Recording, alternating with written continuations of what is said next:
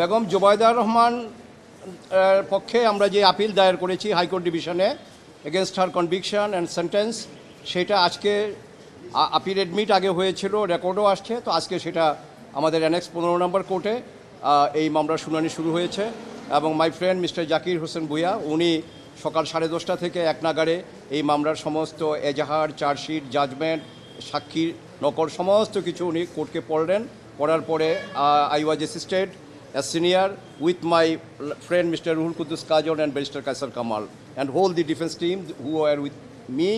তো lastly court আমাকে বললো যে আজকের মতো যদি অ্যাডজার্ন হয় তাহলে এই মামলার জিস্ট ল পয়েন্টে আপনি কিছু বলেন যেটার উপরে আমি চিন্তা করতে পারি, কারণ আমাদের next session has been fixed on Monday at 2, যে এই সময়ের মধ্যে আমরা কি চিন্তা করতে পারি।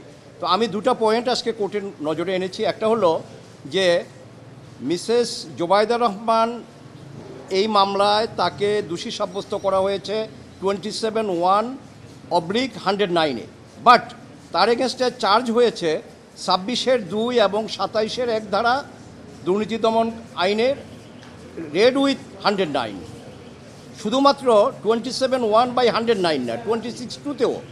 তো আমরা বললাম যে যদি তাই হয় তাইলে as principal accused she face the trial, তার ট্রায়ালটা তারেক রহমান সাহেবের মতো আপনার প্রকৃত মানে আপনার প্রিন্সিপাল অ্যাকিউজ হিসেবে হয়েছে। যদি সেটা হতে হয় তাইলে তার উপরে নোটিশ জারি করতে হবে। কিন্তু অ্যাডমিটেডলি এই মামলায় অ্যান্টি কারাপশন থেকে তারেক রহমান সাহেবের উপরে যেই নোটিশ, সেটা আমরা দেখেছি যে থ্রু জেলখানায় এটা মানে সেলখানায় ছাড় করা হয়েছে এবং উনি এতটাই ল অ্যাবাইডিং, তখনকার নিয়মে 7 দিন, এই 7 দিনের মধ্যেই কিন্তু উনি প্রপার্টি স্টেটমেন্ট জমা দিয়েছেন জেলখানা থেকে। বাট বেগম জুবাইদা রহমানের উপরে এই মামলায় কোনো নোটিশ সার্ভ করা হয় নাই, কিন্তু একেবারে রায় পর্যন্ত ওনাকে 26(2) এবং 27(1) ধারাই ওনার বিচার প্রক্রিয়াটা চালিয়ে গেছেন। কাজেই এই যেই বিচার হয়েছে তার এগেনস্টে উইদাউট সার্ভিং নোটিশ এটা ট্রায়ালটা ভিসিয়েটেড হয়ে যায়, এটা আইনত রক্ষণীয় না, এইটা আমরা বলেছি।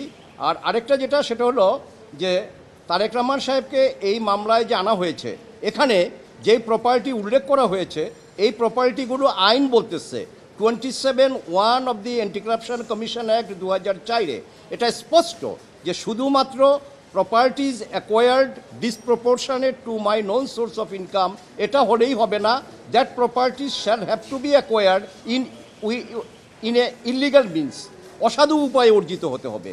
কিন্তু এই মামলার চার্জে, এই মামলার এজাহারে বা এই মামলার চার্জশিটে বা এই মামলার সাজায় কোথাও এ কথা বলা নাই যে উনি অসাধু উপায়ে কোনো সম্পত্তি অর্জন করেছেন। কাজেই আইনের দিক থেকেই আপনার এই মামলাটা রক্ষণীয় না এবং এই জাজমেন্টটা টিকতে পারে না। Up to this extent we have submitted today before the honourable court.